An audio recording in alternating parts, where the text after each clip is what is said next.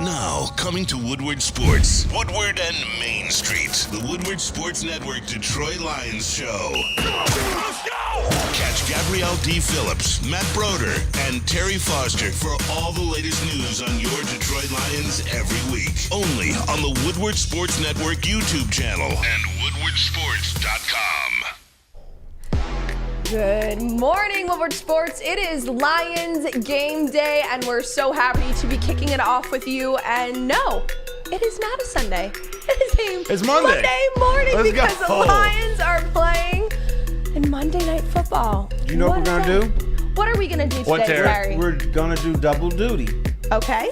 We're going to do the show today, Yes, we are. and we're going to do the show tomorrow morning. Yes, we are. Okay, double duty. Everyone's going to get us back-to-back days, and I don't know if they're going to be able to handle that, but you have no choice because the Lions are playing Monday Night Football, and then we'll have a recap tomorrow, 7 a.m., hopefully a Lions win to talk about because, as we all know, those shows are much more fun than talking about a Lions loss. But we're not going to get ahead of ourselves here. We'll save those pessimistic, optimistic, and score predictions for the last segment of the show. So stick with us to see what we're predicting for tonight's game. But we have a lot to get into. But first things first, how are you gentlemen doing this morning?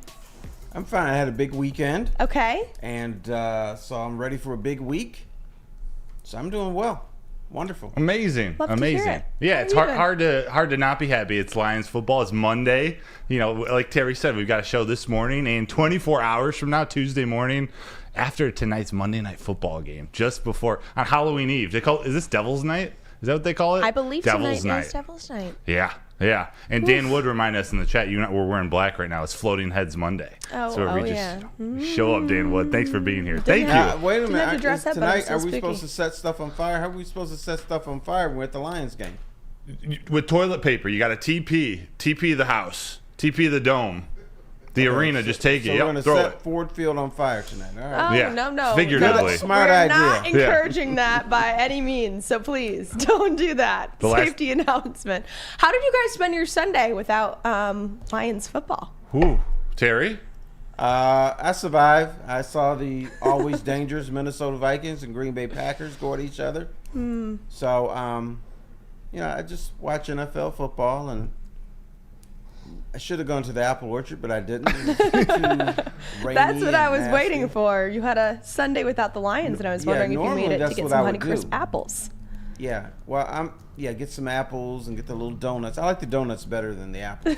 I'm with you. I think most people do. I think Yeah. you're crazy if you don't. Now, do you get the sugar on your donuts, or you get them plain? No, sugar, cinnamon and sugar. I like them both. Any donut is a good donut to me. I like to throw it in the toaster oven a little bit, crisp it back up. If it takes too long, if you don't eat it until you get back home. But any cider mill Mine donut don't to last me. that long. No, yeah. Listen, you got to get more. You got to get that dozen or two. Oh, yeah. Now, my cider mill has wine, so. Which cider mill is about that? There's one near me called Spicers. Spicers. They have wine. Blake's has wine. So now they're starting this. All right. It used to be a family affair, and I'm like, hey, adults are like, they're with the kids all day. They got to get toasted a little bit, so let's get some wine in Let's here. go.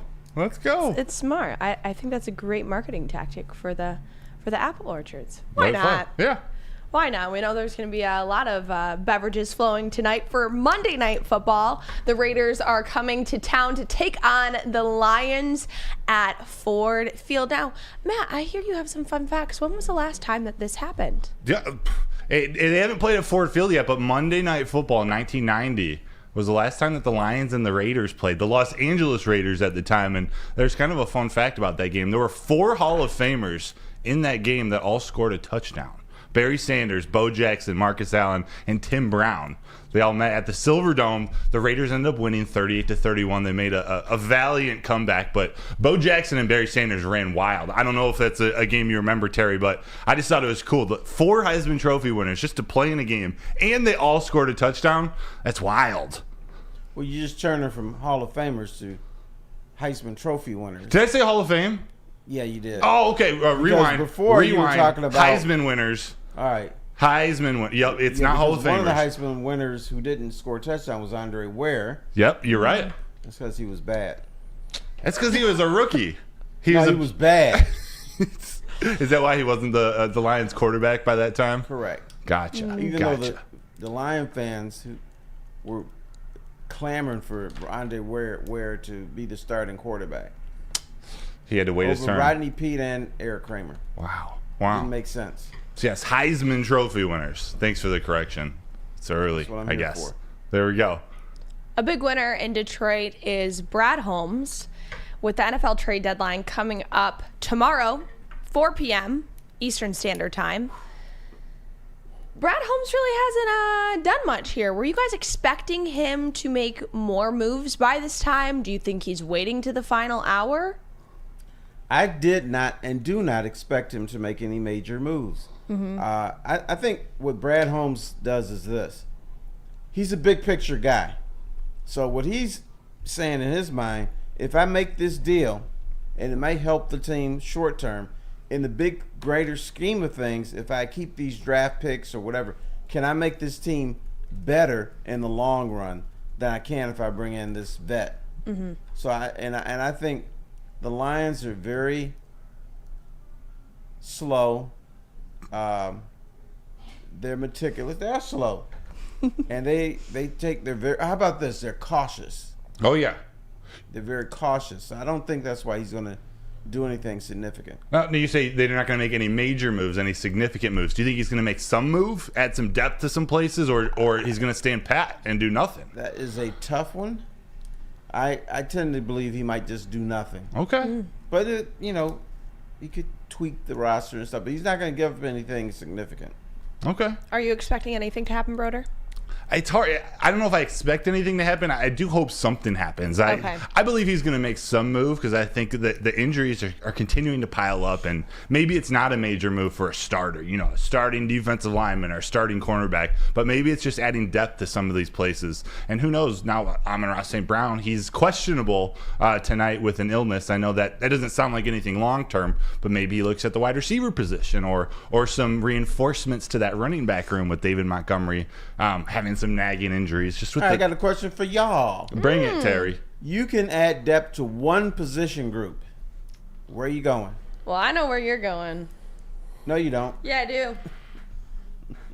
Write it down. All right, ready? I'll start. I'm going to write this down. Okay. Oh, you're going to go. You know what? I'm pissed at her already. I know she's going to get it right. She's going to go like 4 or 5 different positions. No. No, I'm not you know cheating what? on this one. Because I've called her out, she no longer cheats. No. Facts. She's You know what? I can learn from my lessons. okay. If I were you, I would keep cheating just to Growth. piss me off. Well, maybe I will. So who you going with? I'm going to go with the secondary. Okay. Just in general. I'm the gonna agree with you, secondary actually. Secondary needs some bolstering at this point, I think. But I do not think Terry is going to agree with us.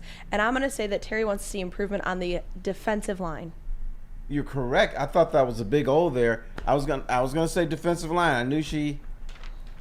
See, we're getting to be like a married I'm couple now. right. She knows me too well. Yeah. This is bad. Well, Terry, Yes. I hate to admit it to you, but I may have cheated because you sent this to me before the show. Okay. She cheated again. That you said that you wanted to talk about it. Can't stand so I did cheat, but I'm giving myself up. Okay. You shouldn't have said that. So you can take all the credit. I just think the defensive line is not putting heat on the quarterback.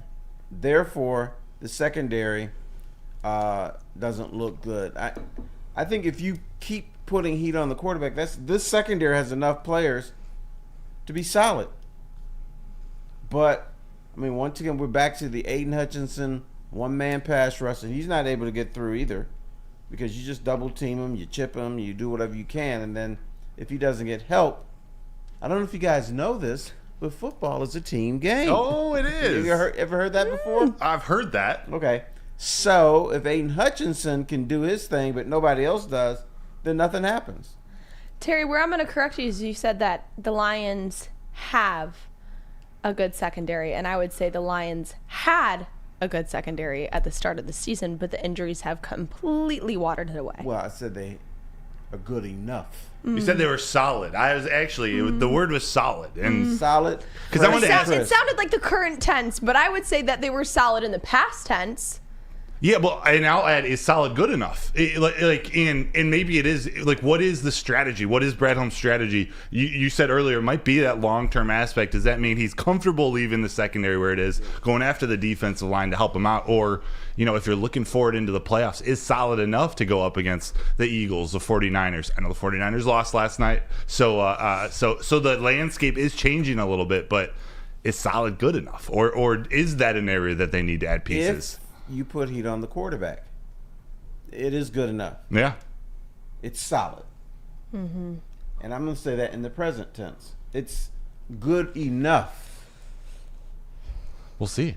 It really does depend. I mean, is Brad Holmes going to go for it? I do think you need to upgrade the secondary, or at least add depth to that room. We saw how difficult it was when Jerry Jacobs went out. There's a drop-off there. And the way I see it, adding Emmanuel Mosley this offseason, he was going to take Devon Witherspoon if Witherspoon fell at 6. So he's thinking they needed a more elite cornerback to that room. Now with Mosley out, Jerry Jacobs, he's healthy. He's going to play tomorrow, but there have been some random injuries that pop up. To me, it seems like that's an area to target. I wouldn't be mad if they went defensive line. Don't get me wrong; they need to get some more pressure on that quarterback. But I don't know. I just think secondary. I think I was about to say Terry. Brad Holmes values the secondary maybe a little bit more at this moment. You mentioned this previous draft, and there's someone in this previous draft that Terry kind of dug back up. Jalen Carter. Oh yeah, I did. But Jalen Carter. You don't believe that he's meant to be on this Lions team. This is why. Because if you remember, there's some cryptic comments from Dan Campbell. Because the whole community is saying, Jalen Carter. And I was like pissed when they didn't take him. But Dan Campbell said he had a conversation with one of Jalen Carter's teammates. And he pretty much said, I just leave it at that. Now, in hindsight, I think the reason they didn't take Jalen Carter is because Dan Campbell had a conversation with this unnamed former teammate of Jalen Carter, didn't get a good vibe, and pretty much told Brad Holmes and the rest of the organization, we're not going to go there. And do you think that was the right choice now, at this point in the season? I didn't think it was the right choice then. Don't think it was the right choice now. But do you think that we should be hashing this back up? Decisions have been made. It's not like we're going to get him now. I know, but we're contrarians. That's what we're supposed to do. Now, what am I saying? They need help on the defensive line. If you had Jalen Carter, you wouldn't need that help. You would be getting that extra pressure, that extra oomph that would pressure the opposing quarterbacks. That's very true. I mean, he's likely going to win that Defensive Rookie of the Year. I mean, he's been pretty incredible for the Eagles. Would that have worked out at any other team but the Eagles? It's kind of a perfect situation, both on the field and off the field, however you want to view Jalen Carter. So he's playing good, and he would have helped. He would have been a difference maker. You know what? There was room for Jalen Carter on this team. I think he would have got a couple snaps in before the season was done. You think so? Yes, of course. That's and if they had Jalen Carter, I may not have been on this Bugs routine. Is that bring in Bugs? No, you got to bring in Jalen Carter. Was that a little stray that Broderick Martin caught for not having seen the field yet? Are you hoping that we see Broderick Martin one of these days? I don't know what he is yet. I know he's got a big butt, which you need on the defensive line. You need a big butt brother. He is that. He's triple B's. It is. Yeah, big butt brother. But he's optimistic. He's confident in himself. He's talking this smack that he can do everything if he gets in there. But I don't have a good read on him yet. I think we need to make a Woodward and Main Street glossary of all of the terms that we have been coining throughout the season. Oh, I got a bunch of them. Triple B. Triple B. It's not Big Baller Brand either. No. It's Big Butt Brother. Why? Look at our own dictionary. Hashtag blast. Well, be on the lookout for that. It'll be on the Woodward Sports shop soon. No, I'm kidding. But we are going to be... And on a T-shirt. Oh, yeah. And on a T-shirt. Maybe we'll put it on the back of a T-shirt. We'll have Woodward and Main Street on the back will be the glossary of all of the terms that we've coined here on Woodward and Main Street throughout the season thus far. But we'll be right back because we're talking about the Lions past circumstances, and we got to get to what's ahead tonight. Monday Night Football at Ford Field. Stick with us, and we're going to talk about what the Lions have to do to get a win tonight. This is Woodward and Main Street, brought to you by Les Stanford. Join Woodward Sports' own Jeff Iafrate, along with special WSN guests for the most anticipated Lions season in decades. Filled with different surprises and expert analysis. You're not going to want to miss out. Go to our Woodward Sports YouTube channel on Sundays and tune in live from 9:30 to 11:30 a.m. Woodward Sports' own Tom Mazaway and Sam Stick Day will be hosting our Lions postgame show after every Lions game all season long. Tune into the Woodward Sports YouTube channel for his hot-off-the-press takes, game analysis, and Kool-Aid sipping celebrations. You won't want to miss it. Join Maz, Stick, and special guests each week immediately following every Lions game, exclusively on the WSN YouTube channel. Welcome back. This is Woodward and Main Street on Woodward Sports Network. I'm Gabrielle Dee Phillips. Alongside me, Matt Broder and Terry Foster to kick off your game day morning. No. It's not a Sunday. Please make sure you're headed into work this morning because it is Monday Night Football. We don't want to confuse you because I know you're used to spending your Sunday mornings with us, but it's a Monday morning and we're spending it with you. And then we're going to do the same thing again. In 24 hours, we'll be right here, 7 a.m. to recap the Lions playing the Raiders tonight, 8:15, down at Ford Field. Hopefully with a W. That's the goal. Hopefully. Yes. Much better to talk about a W than an L. I don't root for outcomes. I just report on them. So whatever happens. Whatever raises your income. Right. There you go. That's the way to loop back around to the income. But we had to talk about what the Lions need to do to smash the Raiders tonight. Smash as in like pumpkin smash because it's also the eve of Halloween. Oh. So just, We call it the Monster Mash. The Monster Mash. The Lions Mash. I wonder what, if Aiden Hutchinson gets a sack tonight, if he'll do a little flair of the dance tonight, maybe give us a little thriller action. He's been known to do Michael Jackson dances, so that would be a pretty good, idea. Either way, whether he gets a sack or not, there's going to be a lot of Billie Jean tonight. There is. Because the Aiden Hutchinson bobblehead, the greatest bobblehead in sports history, is coming out tonight. The first 25,000 people get an Aiden Hutchinson bobblehead. And it's a bobblehead and a bobble leg. I've never seen something like it before. Awesome. Right. So cool. That's His why reaction it was is great. Therefore, the greatest bobblehead in sports history. So the first 25,000. Yes. Mm-hmm. So everyone who wants one's got to be one of the first 25,000 there. Right. I want one. I feel like they're going to have legit lines outside with people waiting because this is not just like a souvenir hat like they gave out for the first game. This is not just like a printout calendar to hang on your fridge. This is the greatest bobblehead in sports of all time. History. Right. He's got the eye black, and it actually looks like him. It does. Yeah. Now, what they usually do is they get a bobblehead and they get a generic white face and they put it on a bobble, and then the body is the uniform of the guy, and so it could be anybody. It looks good. Then if it's a black guy, they just put a little brown paint on him and a little curly hair or bald head or whatever he is. But they all look the same. Aiden Hutchinson's bobblehead looks like Aiden Hutchinson. Yeah. They got his head shaped down like They did. perfectly with the bobblehead.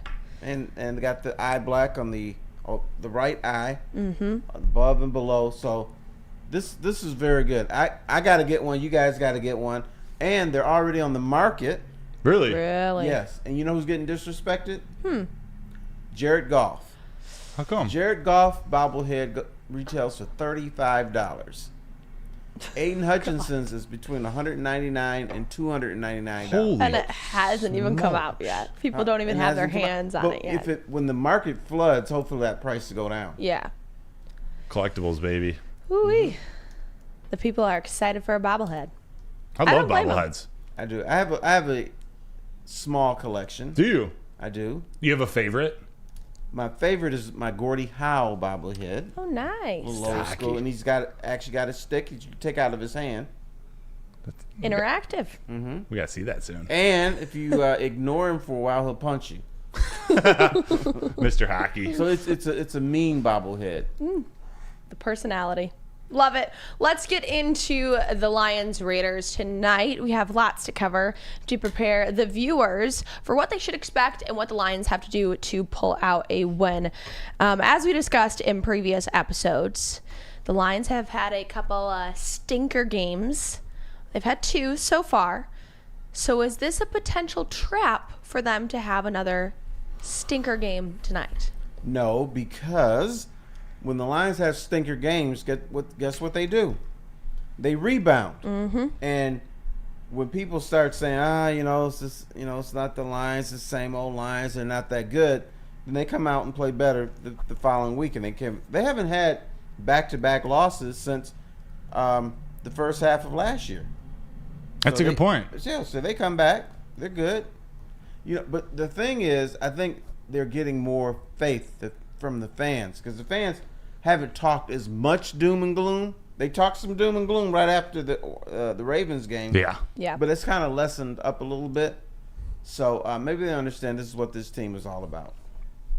Do you think they should be nervous of the Raiders coming in? I mean, there is some. They haven't been playing well, but there's some talent on that team, and it is Monday Night Football. There's just a lot of weirdness happening. It's Devil's Night. There's a lot of weirdness happening. That's right. Here's what makes me nervous, and I'm going to introduce you to the word powwow. Powwow. The Las Vegas, they moved twice, 3 times, 4 times.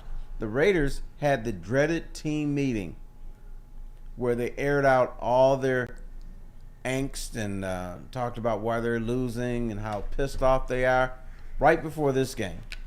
So they're going to come in with their pants on fire. Mm-hmm. So the buildings on the east side of Detroit are not going to be the only thing burning tonight. The Raiders are too. The Heat, The Raiders bringing are the going to heat. come in a Bringing the blaze. heat, right. Yeah, that's tough. That's tough because that's the kind of thing is if you heard about that happening for your team, like let's say the Lions had a powwow going into this week, you'd be like, oh yeah, they're ready to go.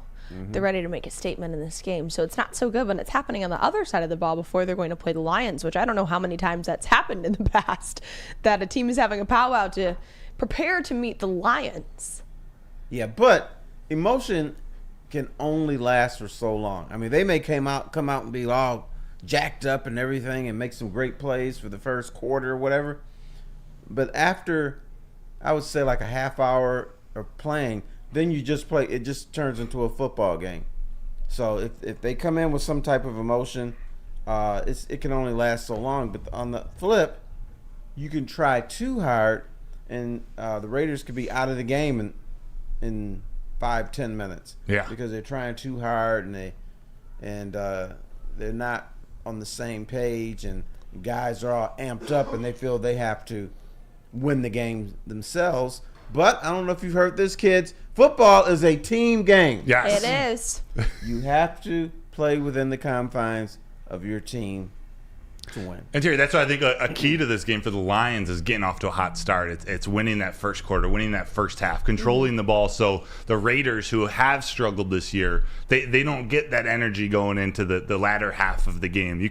They're a team you can put away, you can put down pretty early. If you come out hot, if you go up 2 touchdowns in that first half, it could be a long night for the Raiders. You can't let them in the game early. If they get a little energy, if they can carry that they start the game with, that we're expecting them to start, you never know with a team like that, with the weapons that they have. So Lions need to put them down early. And this wouldn't be a preview segment without talking about Eastern Michigan grad Max Crosby. Ooh. So what do the Lions have to do to shut down this star defensive end? Monster Max, what do you think, Terry? Oh, He is the Monster Max. You look, they're going to be amped up. You got to get him to use his emotions against him, because when you're flying off the handle, which he's been known to do, you can get him off his game. Now, the one thing I was going to bring up, but the great Gabby over here beat me to it, is if Max Crosby is flexing and doing all kinds of stuff, that's going to be trouble. Look at the trenches tonight. Who's kicking each other? Who's kicking ass tonight? Yes. So if the Lions' offensive line, which is injured, is being overwhelmed, and Max Crosby is, flexing and talking about their mama, then that's going to be trouble for the Lions. Yeah. But if they keep him at bay and he just has a normal game, maybe gets one sack or something, then the Lions should be in charge. But we're going to have to look at Gabby's boy, Jahmyr Gibbs. Is he going to pass protect? Because there's going to be some times where he's going to have to check somebody up and front him and everything and keep him off of Jared Goff. We saw what he was doing toward the end of the last game, so hopefully he can continue to propel off of that energy that he was creating. Even though they lost last time, but Yeah. No, Max Crosby is one of the game's best edge rushers, defensive linemen even. He can play very similar to Aiden Hutchinson. He can play all over that line. And the Lions are for sure going to be without left guard Jonah Jackson, who's a huge piece of their run offense and a very good pass blocker. And then Frank Ragnow, their center. He's questionable. Actually, he's doubtful. Doubtful for the game. That was one of the Saturday practice reports that was a little bit surprising, a little bit disheartening. Frank Ragnow, one of the best centers in the league. Are they going to move Max Crosby? Are they going to play him on the inside, the internal defensive line position? They sure have they the will. ability to move him all over the place. So you're right. Jahmyr Gibbs, Craig Reynolds on third down. Those guys are going to need to do some serious pass protection to keep Jared Goff upright. Because Jared Goff, especially if Amon-Ra St. Brown doesn't play, Jared Goff's job just got a lot harder. yeah. What is this? What if it turns into the Battle of Washtenaw County? Duh. Aiden Hutchinson, University of Michigan, Max Crosby, Eastern Michigan University. Who's going to have the bigger game? The Motor City. Those two guys have some serious motors. I mean, we need Aiden Hutchinson to have one of his signature games where he just fills up the stat sheet, a couple sacks, maybe interception, forced fumble. I don't know if those all are going to happen, but we need him to be an absolute difference maker. I haven't made any trades yet, so Aiden Hutchinson needs to prove, is he that all-pro player that we all think he is or is going to be, or does he truly need some help? And Hutch Jimmy is pumped tonight. He loves his bobblehead. He knows everybody's going to have him out there, so he's going to be ready to go. He'll have a big game. I think so, too. Let's hope so, because Jimmy Garoppolo is back. He has been cleared to play Jimmy for G. Monday Night Football, and right now he's working with one more interception than touchdown this season. 7 touchdowns and 8 interceptions. So who do you think will be the one to potentially add to that interception count tonight? Are you going with Aiden Hutchinson? No, it's too soon for him to get his second Okay. interception. He just got one a couple weeks ago. Maybe Thanksgiving. How about Aiden Hutchinson pick on Thanksgiving? Feast. Oh, I would love Feast. that. I think Kirby Joseph is due. I think it's one of these games, Kirby Joseph. Jimmy G doesn't have the best arm. He's going to try to push it down the field to Devontae Adams, to Jacoby Myers. But Kirby, I don't think he has an interception yet this season, if I I'm don't not believe so. mistaken. I think he's due. He's been getting praise from around the league for his play. And I feel like he hasn't played as well as he did last year. But there's a lot of stuff that goes on in that secondary that we don't get to see on TV. I just think he's due. He's a ball hawk. He's one of those guys who needs to go make plays. And I think Monday Night Football it's kind of meant for him. It's his time to show out. Yeah. Now, how many interceptions does Bugs have? 0.0. He's due for one. Yeah, but Bugs. But He's due for, Bugs my ass. Why not? we need him to just shut down Josh Jacobs. Just make sure he doesn't get anywhere. Okay. Bugs did have it was the tip that led to Jerry Jacobs' interception. That's true. Yeah. So we'll count If Sam's that. were a little bigger, maybe he would have tipped it to himself. Yeah, like sacks. He should get half interceptions. Bugs deserves every bit of that Jerry Jacobs did. Now, Get a ball in the big hands, and Yeah. you never know. there you go. You never know. And you never know what Terry's going to do when he's comparing the Lions fans to Raider Nation, saying, are Lions fans the next Raider Nation? And I want to know, is it necessary to compare these fan bases, or are the Lions already a better fan base on their own? Okay. First of all, Raider fans are assholes. I mean, they are. Okay. What I makes hope- you say that? Shoot. Experiencing them. I've been to an Oakland. Well, they were in Oakland, and they wear the helmets and the grease paint and everything. That's cute and everything, but they talk about you. They cuss at you. They throw stuff at you. So, Lion fans, I hope when the Lions become really good, Lions fans, that you Lions cheer for fans. your team, you scream. You can be jerks, but not assholes. Don't be throwing stuff. And the Oakland fans, Raider fans want to fight too. I don't Okay. have time for that. No. I'm going to go to my game, watch it, and if you want to cheer, fine. we don't want to fight here at Ford Field. Facts. And I don't think the Lions fans are necessarily getting to that point of being angry fans. I think they're honestly too caught up in the moment and too excited about where the Lions are currently at right now to get angry at the other team. I know, but it's not even anger. A lot of these fan bases, when their teams are really rolling, they become such asses that, it's like they feel entitled. For whatever reason, they want to belittle somebody that comes in to their stadium. And that's what Raider Nation has been. Raider Nation is glorified in the media. Oh, look at these guys with their spikes and everything. But they're assholes. That's the thing that the national media doesn't tell you. And I remember I went to a game, and then there was another time. I said, man, these people, I don't like, they're jerks and everything. We were covering a Pistons game in that old Oakland Coliseum, the Alameda was connected, and it was on a Oakland Raiders game day, so we had to walk through Raider Nation, and man, they were so mean to us because we weren't wearing black and silver and everything. They were mean. Now on the other side of the bay, I was covering the game with the Niners against the Lions. Different fan base. What do you want to drink? We got some fried chicken. We got some knotworst. What's happening? They treat us like kings. Look at that. That's Jared Goff. He grew up a 49ers fan, and he had some friends who were Raiders fans, but he said that was the other side of town in terms of their California rivalry. Do you think, having moved to Las Vegas, the Raider Nation's dampened even more? It's disappeared a little bit more. Maybe a little bit, but Okay. Spirit has cheap flights from Oakland It's to not Vegas, that far. Yeah. and those people are making that flight, or they're making that drive, or whatever. So it's going to be lessened because a lot of people are going to these games who are not from Vegas. They don't really care. They just want some NFL football. True. But then within that, it's going to be the pockets of the guys wearing the spikes and the leather and stuff, and those are the assholes. And plus, in Vegas, if you had a bad day at the crap table, you might go to the game a little angry. A lot more factors going to the game in Vegas than there might have been in Oakland. But another factor that I want to take into tonight is that is the eve of Halloween.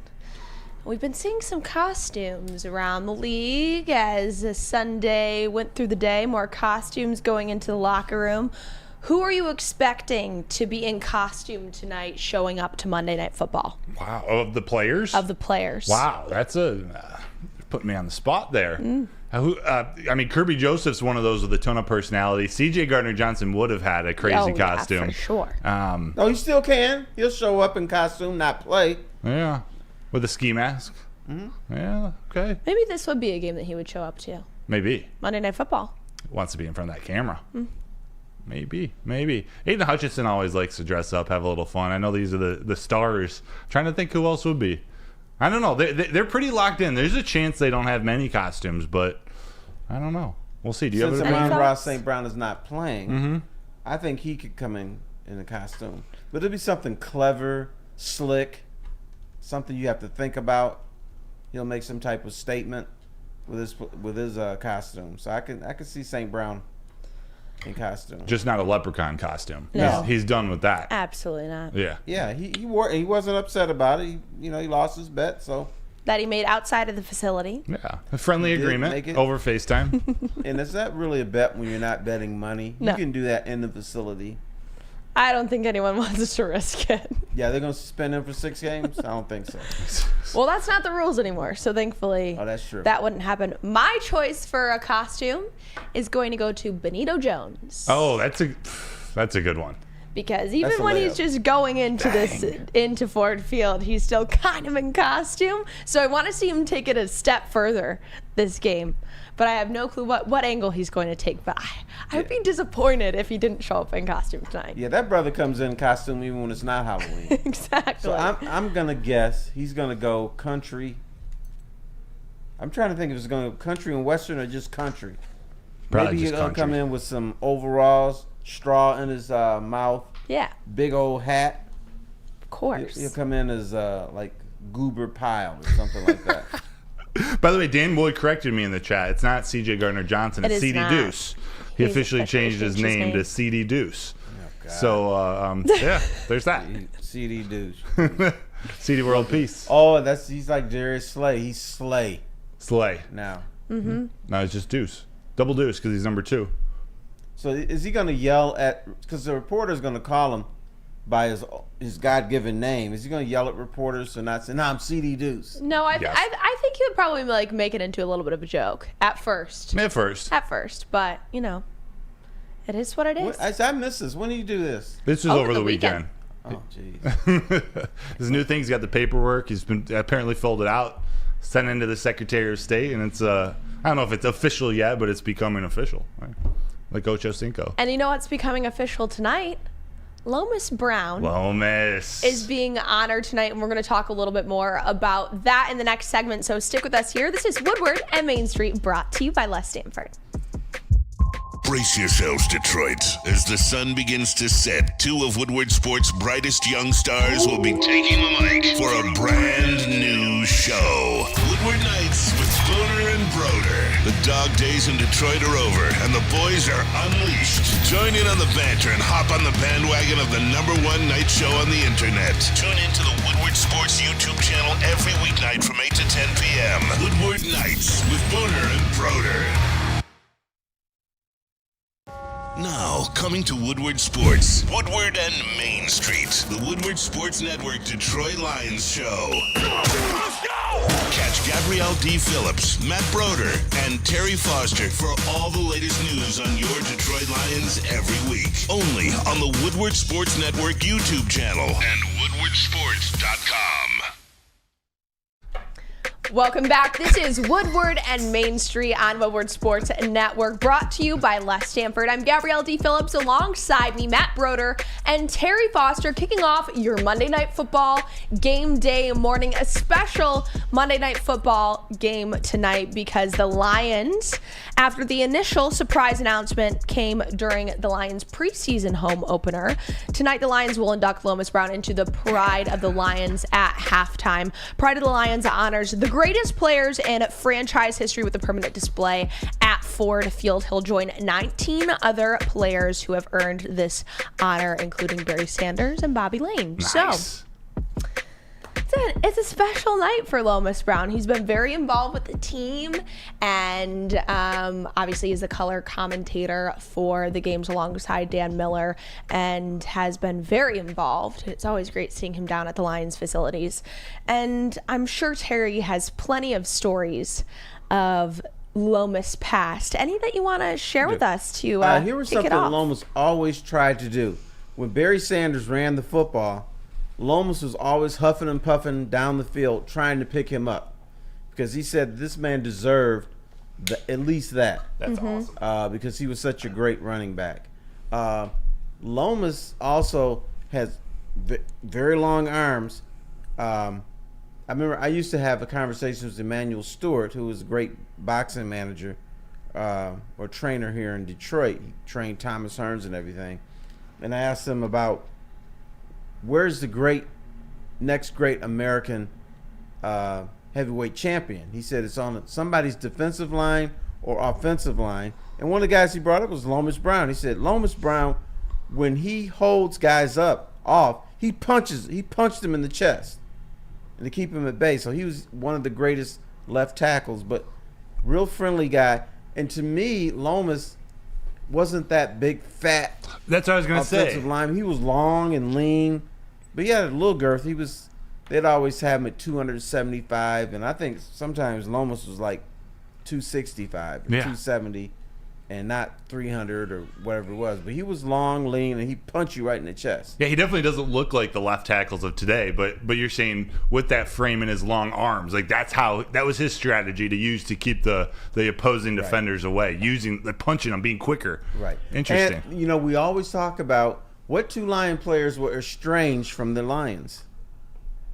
Barry Sanders and Calvin Johnson. We always talk about that. To a certain degree, Lomas Brown was too. Because Lomas Brown, he loves the Lions so much, he wanted to be an offensive line coach. Not the guy, but he wanted to help him out. So the Lions agreed to do that. And so Lomas Brown is all happy, and they get his little coach's shirts, and they say, okay, Lomas, we're going to do this. So Lomas shows up to practice, and like when he showed up to practice, like everybody forgot what they were supposed to do. So they didn't let him coach the offensive linemen. Interesting. Yeah. But at that time, I don't know what was going on with the Lions, but they did not have a good relationship with a bunch of their former players. The former players from the Lions were sick of this stuff. They wanted to help out.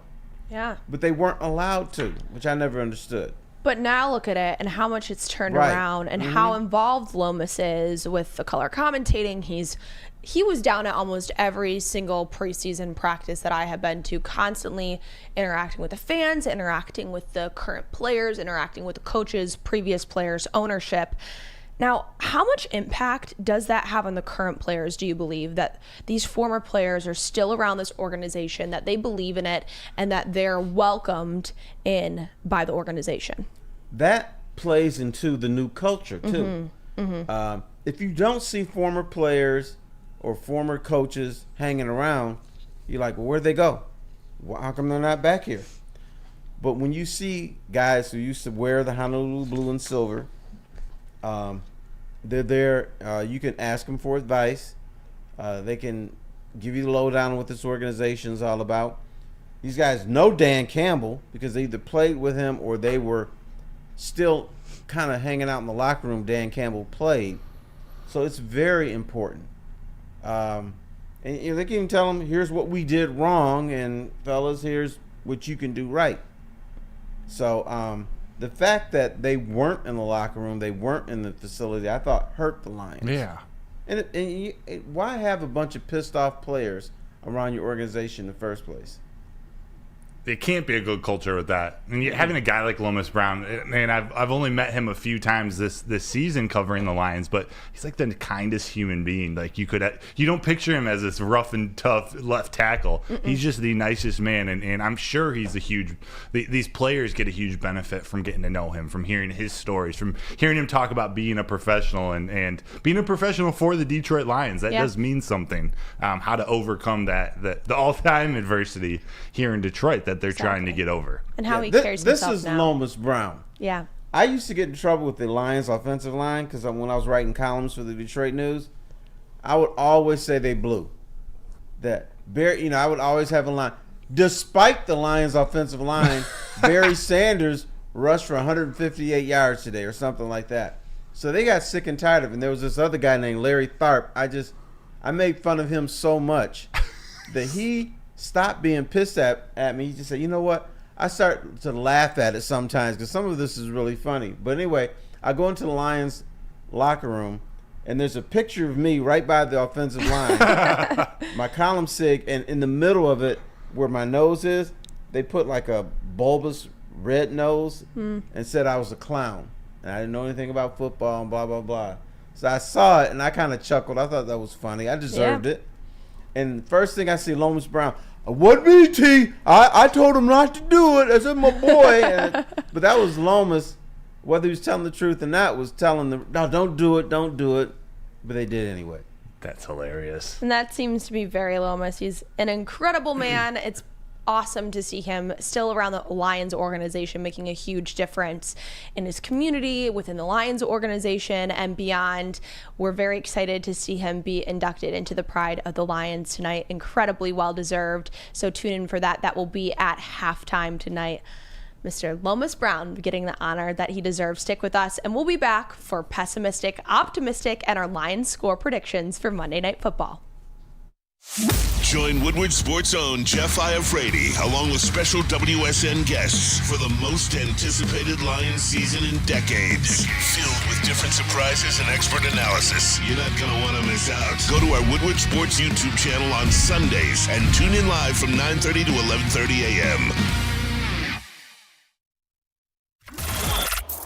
Woodward Sports' own Tom Mazaway and Sam Stick Day will be hosting our Lions postgame show after every Lions game all season long. Tune into the Woodward Sports YouTube channel for his hot off the press takes, game analysis, and Kool-Aid sipping celebrations. You won't want to miss it. Join Maz, Dick, and special guests each week immediately following every Lions game, exclusively on the WSN YouTube channel. Welcome back. We are closing into the final segment of Woodward and Main Street here on Woodward Sports Network, brought to you by Les Stanford. I'm Gabrielle Dee Phillips, alongside me, Matt Broder and Terry Foster. Thanks for tuning in on this Monday morning, the morning before Halloween, the morning of Monday Night Football, where the Lions will be taking on the Raiders. So we're going to get into our pessimistic, optimistic, and score predictions for tonight. Let's kick it off with a reason to be optimistic. Matt Broder. Yes, this is prime time. This is what the Lions have been asking for. They had a really tough loss against the Ravens last week, and for all the same reasons that they got to worry about the Raiders coming in and having their best game, this is one of those where the Lions need to go and make a statement that Ravens game, like they've been saying all week, was a fluke. It wasn't them. That wasn't their identity. Let's get back to these winning ways, regardless of who's playing, regardless of the injuries. I think they're going to go out there and they have something to improve on the big scale that is Monday Night Football. Terry, what's your reason to be optimistic tonight? The Lions are a rubber ball. When they're flat, they put the little air in it, and then they bounce back. Look at that. This is what they do. They're rubber ball. And I also think Dan Campbell realizes he didn't have his best performance last week. Yeah. I think legitimately he can look in the mirror and say, I screwed up. Because the Ravens made little subtle changes. He didn't adjust. He didn't know what they were doing. And his players were thinking and not reacting in that game. And when you think, you're slow, you're behind the play. It looks like you're being lazy out there. But that's not the case. It's like, okay, what the hell is going on here? So you're not reacting and you're not on top of the play. So that, I think he realizes that. Mm-hmm. The coaching staff wasn't up to par, and you notice after the Seattle game, we're bitching about, look how passive the secondary is. They weren't passive the next week. Mm-mm. They were passive against the Ravens for whatever reason. I think that's because they didn't know what was happening. So I think they'll be more aggressive, and they're going to be more instinctive rather than just trying to think of what's going on. Yeah. I agree with both of your reasons to be optimistic, and I'm going to add in there Lions fans, because it is Halloween Eve. It is Monday Night Football, and it is at Ford Field, and Lions fans are made for this moment. It is going to be so incredibly loud in there tonight. I think this is the night that they might break the record for the loudest. Ooh, there it is. For the loudest NFL stadium. I think tonight is the night. You know, the Lions may have set that record against Seattle. But when I was looking at the decibel count, the highest I saw was 122 decibels. Okay. We're going to get 125 tonight. 125. And get to 125. Yeah. Let's see it. Now, our reasons to be pessimistic. Terry, do you want to kick it off? I do. Jahmyr Gibbs. If Jahmyr Gibbs can't run between the tackles, and if Jahmyr Gibbs can't pass protect, that's going to be Max Crosby's going to be flexing. He's going to be having a good time. He's going to be, pulling out party favors because, Las Vegas could win that game. So it's more than just moving the pile. It's more than just running off tackle. Can he do the little things as far as keeping these guys off of Jared Goff? The other thing, if you can't run the football and this offensive line is so beat up that they can't sustain 4 or 5 yards a pop, then play action is not going to work. Exactly. Mm-hmm. Jared Goff, his whole thing is play action. That's why it's so important for Jahmyr Gibbs in that running game to get going. And it might be difficult, Jonah Jackson not playing, possibly Frank Ragnow. That makes sense. That's part of my reason, too. The three best players for the Raiders are play positions that the Lions are a little depleted at this moment, are not playing as well. When you think of Devontae Adams, their star wide receiver, we have a little bit of a depleted secondary, although Jerry Jacobs is back. He's there. Max Crosby going up against that offensive line that is depleted. He can play all over the place, so he's going to look for those holes of weakness to sneak through. And then Josh Jacobs has not had a good year, the running back for the Raiders. Is he going to be able to get it going? We haven't. Our rush defense the last couple weeks hasn't been as strong. We'll see if we can get that pressure to keep him in the backfield. So there's a lot of things. If they play their best game, the Raiders can beat anybody. We're just hoping that doesn't happen tonight. Hoping that doesn't happen tonight, but my reason to be pessimistic before we get into our score predictions is Amon-Ra St. Brown potentially being out in conjunction with David Montgomery being out. I think those are two heavy hitters that Jared Goff would really be missing tonight. But it's time for our score predictions. So, Mr. Kool-Aid, if you could throw those up on the board, please, and we'll get into it right now. Here you have it, the Woodward and Main Street score predictions for Lions versus Raiders, not Lions at Ravens tonight, but I'm going 28-17. Matt Broder, your score prediction, please. 31-16, Lions victory over the Raiders. And Terry Foster. 21-16 Lions. I always think it's going to be closer. It's going to be a close one. I'm going to predict a blowout one day.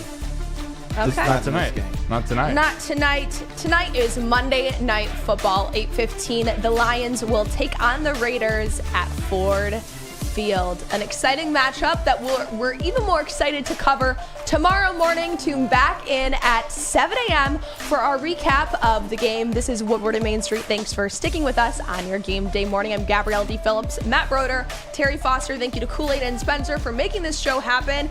And we'll see you bright and early tomorrow morning.